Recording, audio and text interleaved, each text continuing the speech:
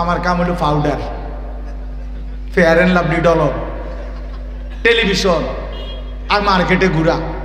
ফাঙ্গাসও হেবুড়ি কিনে, সুটকিও হেবুড়ি কিনে, বদনাও হেবুড়ি কিনে, লোডাও হেবুড়ি কিনে।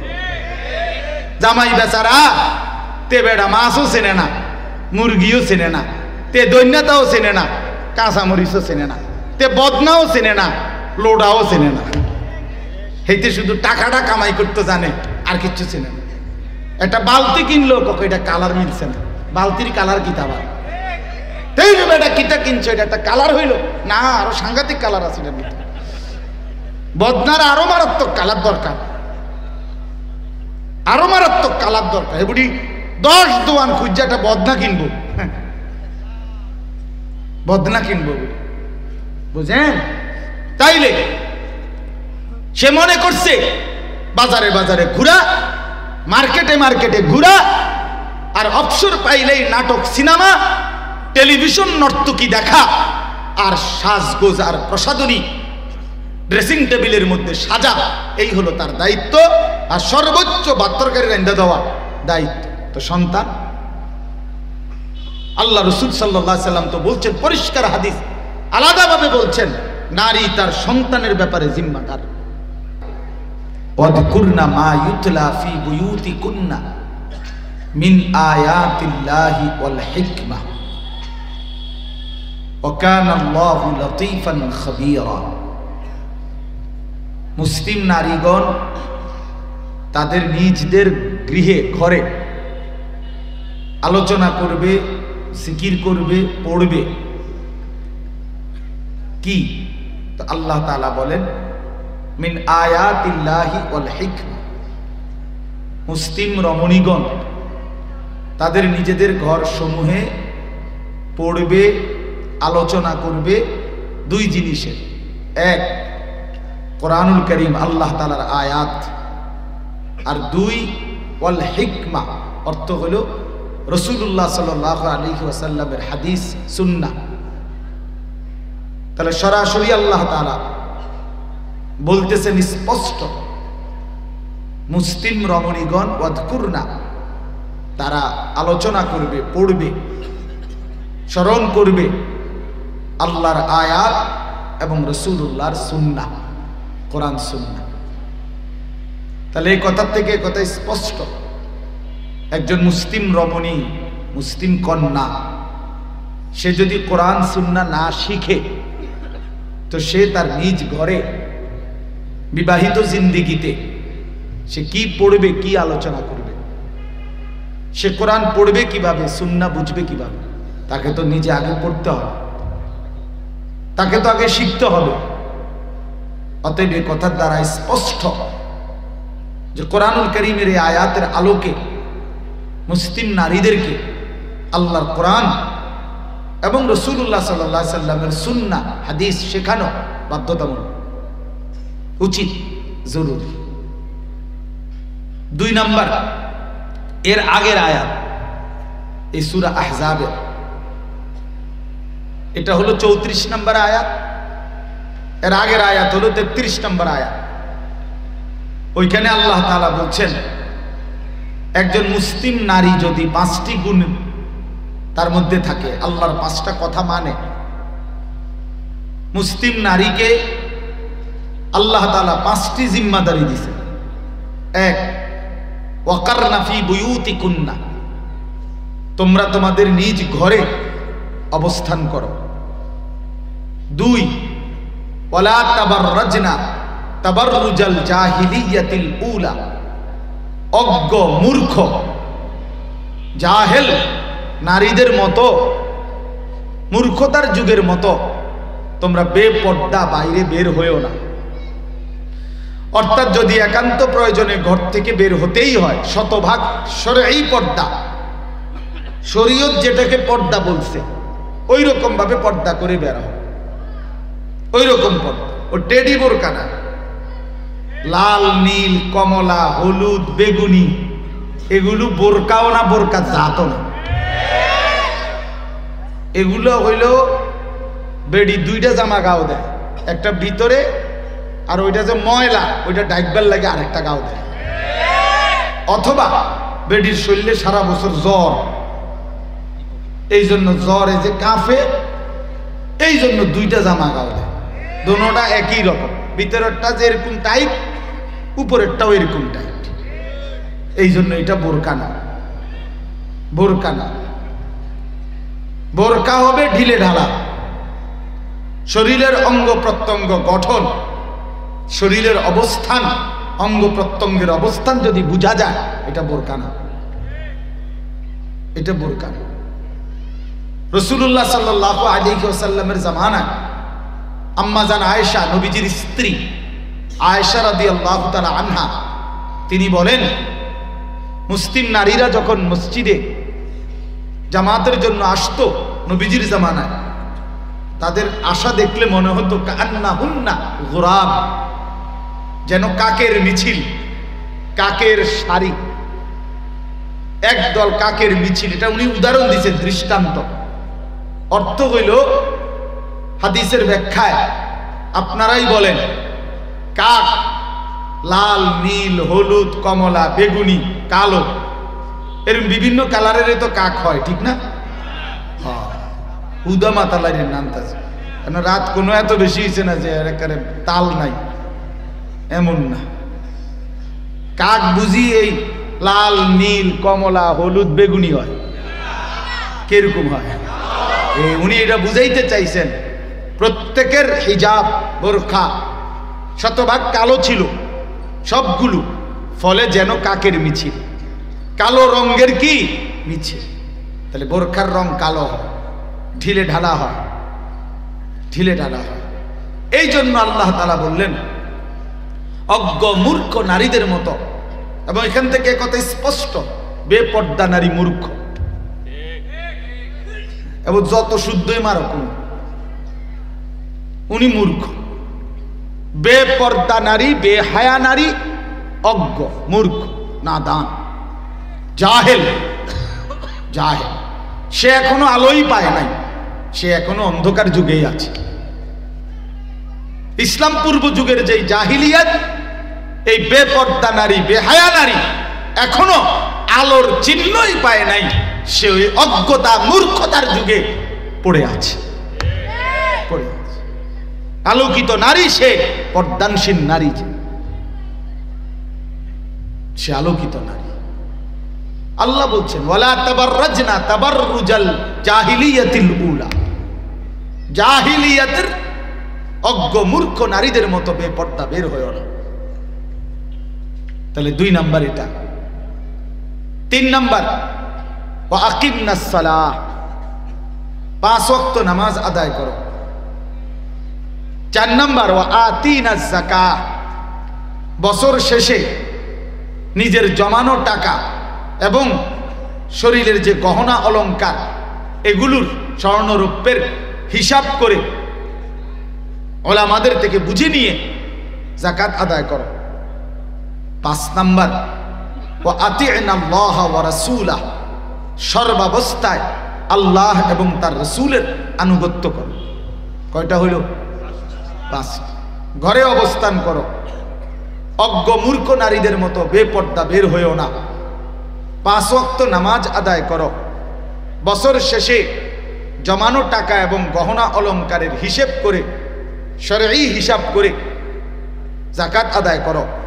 আল্লাহ এবং রাসূলের আনুগত্য করো। তো আল্লাহ তাআলা বলেন, এই কথাটা শুনেন, যেটা বলার উদ্দেশ্য এই পরের এই শব্দটা।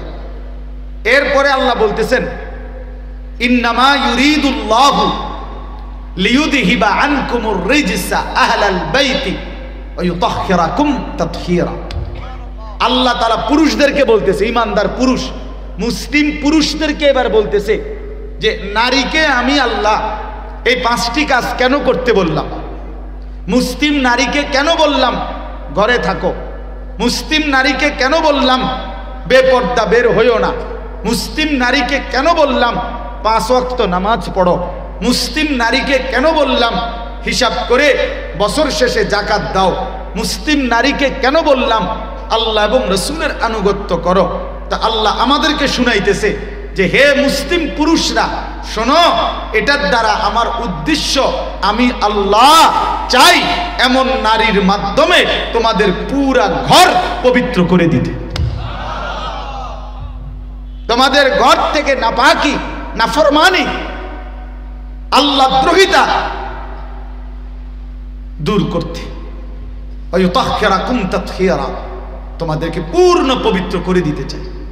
এই জন্য ওই ঘর পবিত্র হয় যে ঘরের নারী ইমানদার হয়, ওই ঘর পবিত্র হয় যে ঘরের নারী আল্লাহ এবং তার রাসূলের আনুগত্য করে, ওই ঘর পবিত্র হয় যে ঘরের নারী রবকে সেজদা করে, ওই ঘর পবিত্র হয় যে নারী বেপরদেকিকে পছন্দ করে না, বরং পর্দায় থাকাটাকেই পছন্দ করে।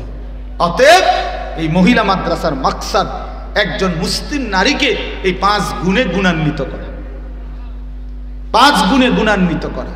এই গুণ যেই নারীর নাই, সে মুসলিম পরিচয় দিতে পারে কিন্তু সে ইমানদার নারী হয় নাই, হয় না। ওই জন্য রাস্তার ওই বেপর্দা নারী সে নিজের পরিচয় দিলে দিতে পারে মুসলিম, কিন্তু কোরআন সুন্নাহর দৃষ্টিতে সে অপবিত্র। আল্লাহ তো বলছে আমি এমন নেককার, চরিত্রবান, নামাজি, পর্দানশীল, ঘরে অবস্থান করতে পছন্দ করে এমন নারীর দ্বারাই ইমানদারের ঘর পবিত্র করতে চাই। তাহলে অন্যের দ্বারা বেপর্দা, বেহায়া, এই অসভ্য চরিত্রের বেপরদিগী নারীর দ্বারা ইমানদারের ঘর পবিত্র হইতে পারে না, পারে না। সাফ কথা। এই জন্য বললাম বাপ, এটা অনুরোধ, আমরাও বলি, এটা একজন মুসলিম নারীর দ্বীনি তালিম জরুরি, তারে কোরআন শেখানো জরুরি, তারে রাসূলের সুন্নাহ শেখানো জরুরি। নইলে ওই নারী নামাজ পড়বে কেমনে, শিখবে না জানলে? ওই জাকাতের হিসাব বুঝবে কেমনে? আল্লাহ তো বলছে নারীকেও জাকাত দিতে। চলেন না আমরা হাঁটি, এই সমাজের অসংখ্য অগণিত মুসলিম নারী, শতকরা 98%, 99% মুসলিম নারী জাকাতের বিধান টোটালি জানে না, জানেও না, জিগায়ও না, বেড়ই তো কয় না, এটি আলাফে করে না, শুধু ফেতরা, ফেতরা দেয় 100 টাকা। হ্যাঁ বাবা, একবারে প্রথম রমজানের সময়, প্রথম শুক্রবারে মসজিদের বারান্দার থেকে শিক্ষার মারে, হুজুর মাইকে কইয়া দিয়েন ফেতরা কত? আরে কেমন দেউইন না হয়েছে তাই নেই, কারণ উনি জানে তো হুজুরে নইলে বেশি জাতাজাতি করলে টিয়া 100 বা 125 টিয়া উড়াইব, এতে বেশি কিতা। তো মানুষ 5 জনের 500 টাকা, আর 5 25 125, 625 টাকা। তো 600 650 টাকা এটা মাইকিং করে দিলেই কি, বুঝছেন? এই জন্য এটা দিতে এত জোরে চিল্লানি মারছে। কিন্তু বারিন্দার থেকে এটা জিগাইলেন না যে হুজুর জাকাতের মাসআলা বলেন, কথা বলেন না কেন?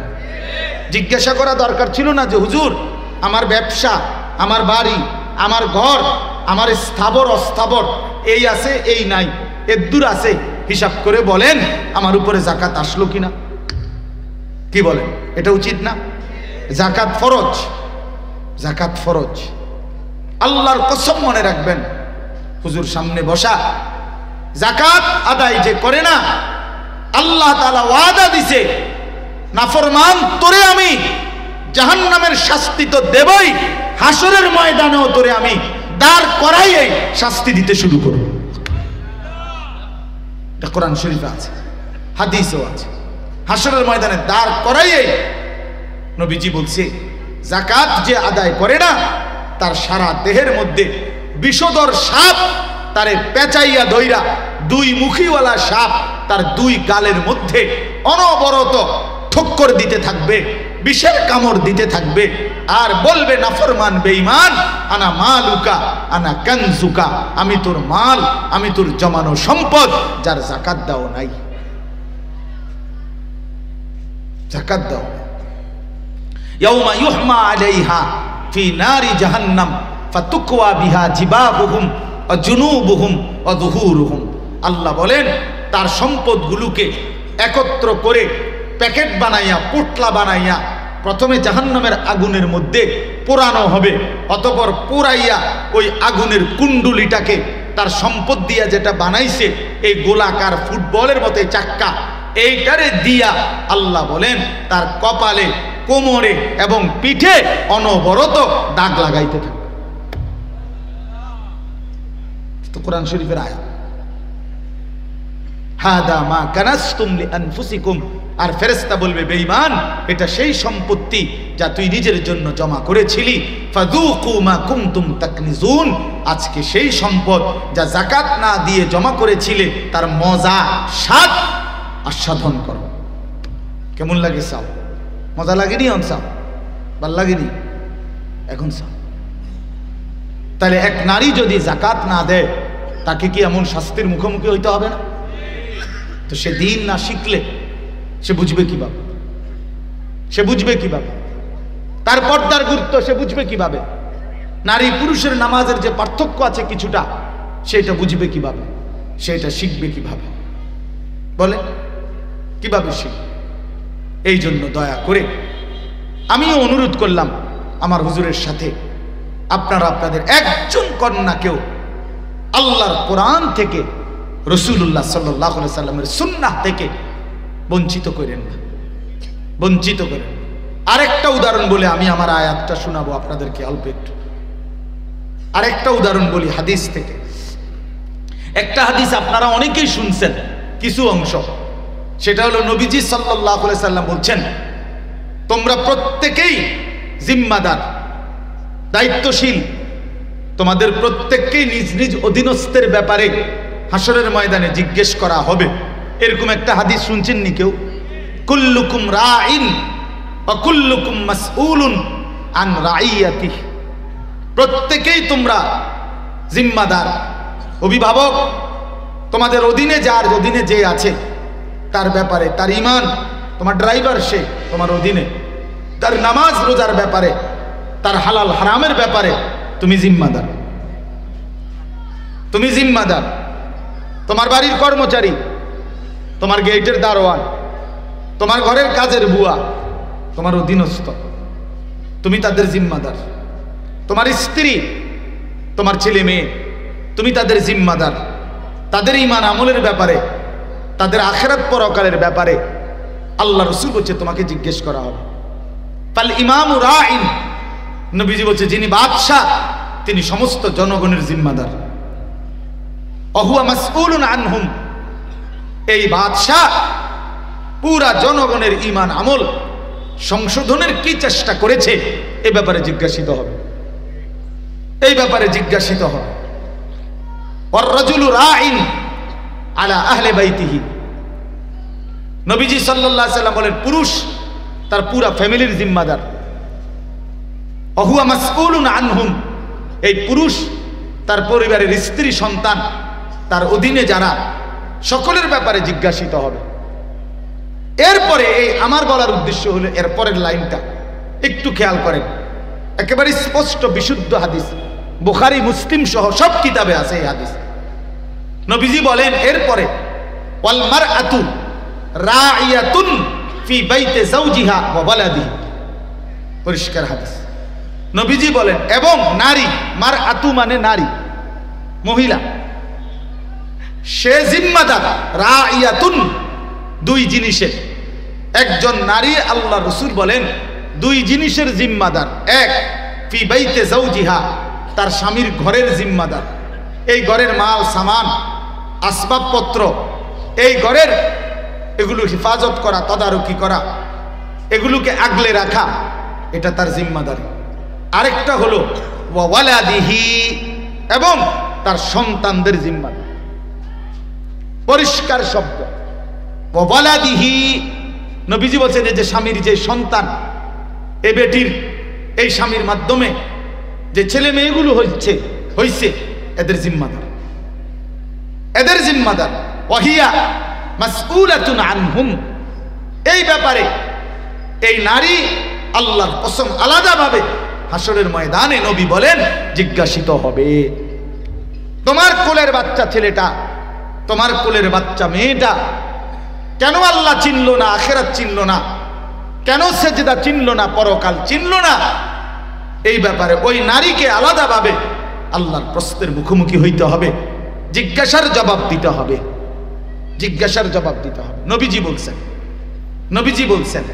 অতএব আমাদের যে সমাজ বানায় নিছেন আপনারা, সাধারণ মহিলারা মনে করে, একটু অশিক্ষিত মহিলা যারা, তারা মনে করে তে বেড়া আইনা দিলে বাজার আমার দায়িত্ব রাইন্দা দন, খালাস বা খালাস ভাত তরকারি জোশ করিয়া দেন, এরপরে তার ফুত মানুষ হোক না অমানুষ হোক রেহাতের বিষয়। তো আপনার কাম কিতা? আমার কাম হলো পাউডার, ফেয়ার অ্যান্ড লাভলি ডলর, টেলিভিশন আর মার্কেটে ঘুরা। ফাঙ্গাসও হেবুড়ি কিনে, সুটকিও হেবুড়ি কিনে, বদনাও হেবুড়ি কিনে, লোডাও হেবুড়ি কিনে। জামাই বেচারা তে বেড়া মাছও চেনে না, মুরগিও চেনে না, তে দৈন্যতাও চেনে না, কাঁচামরিচও চেনে না, তে বদনাও চেনে না, লোডাও চেনে না। হেইতে শুধু টাকাটা কামাই করতে জানে, আর কিচ্ছু চেনে না। একটা বালতি কিনলো, কখন এটা কালার মিলছে না, বালতির কালার কি তাবার এটা কিটা কিনছো, এটা একটা কালার হইল না, আরো সাংঘাতিক কালার আছে এটার ভিতরে। বদনার আরো মারাত্মক কালার দরকার, আরো মারাত্মক কালার দরকার। এগুলি 10 দোয়ান খুঁজছে একটা বদনা কিনবো, বদনা কিনবো, বুঝেন? তাইলে সে মনে করছে বাজারে বাজারে ঘুরা, মার্কেটে মার্কেটে ঘুরা, আর অবসর পাইলেই নাটক, সিনেমা, টেলিভিশন, নর্তকী দেখা, আর সাজগোজ আর প্রসাদনী ড্রেসিং টেবিলের মধ্যে সাজা, এই হলো তার দায়িত্ব। আর সর্বোচ্চ বাত্তরকারী রান্দা দেওয়া দায়িত্ব। তো সন্তান, আল্লাহ রসুল সাল্লাল্লাহু আলাইহি সাল্লাম তো বলছেন, পরিষ্কার হাদিস আলাদাভাবে বলছেন, নারী তার সন্তানের ব্যাপারে জিম্মাদার। আচ্ছা, আপনাদেরকে একটা সহজ যুক্তিতে বলি, কোনো বাচ্চা কথা বলে কয় বছর বয়সে? 6 বছর বয়সে। কথা বলেন না কেন? কোন বাচ্চা কথা বলে কোন সময়? শুরু করে কখন? 1.5-2 বছরের ভিতরে, ঠিক কিনা বলেন? 1.5-2 বছরের ভিতরে, 2 বছরের ভিতরেই মোটামুটি ভালোভাবে কি শুরু করে দেয়, কথা বলে। তো ওরে তো স্কুলে ভর্তি করায় বা মাদ্রাসায়, প্রতিষ্ঠানে ভর্তি করায় কোথাও 5 বছর বয়সে, 6 বছর বয়সে। আচ্ছা ধরলাম 5 বছরে, তাহলে 2 থেকে 5, এই যে 3 বছর বাচ্চাটা কথা বলবে, এই সময় তারে কথা শিখানো, আখলাক শিখানো, এই সময় তারে আল্লাহ, রসুল, ঈমান, কালেমা এগুলো শিখানো, তারে ভালো কিছু কথা শিখানো, এটা কার জিম্মাদারি? কথা বুঝছেন না?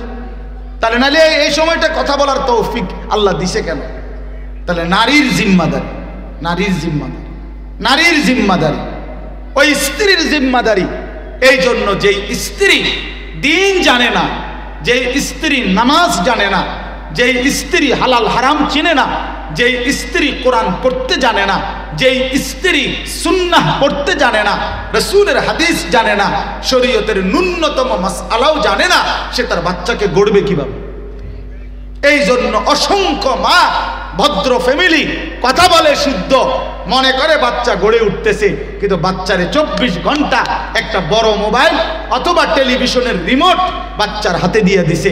3 বছরের বাচ্চা অনবরত 4 আঙ্গুলে মোবাইল টিপে, আর বেডি এনে পাউডার ডলে, হেবুটি ড্রেসিং টেবিলে পাউডার ডলে। আব্বু তুমি টেলিভিশন দেখো, আম্মু আছি, আম্মু পাউডার ডলি, তুমি কার্টুন দেখো, আব্বু ডিস্টার্ব করো না, তুমি নষ্ট হয়ে যাও, তারপরও আমারে ডিস্টার্ব করো না, তুমি নষ্ট হয়ে যাও, তুমি বরবাদ হয়ে যাও, তারপর আমারে ডিস্টার্ব করো না, মার্কেটিংয়ে ডিস্টার্ব দিও না, সাজগোজের মধ্যে ডিস্টার্ব দিও না।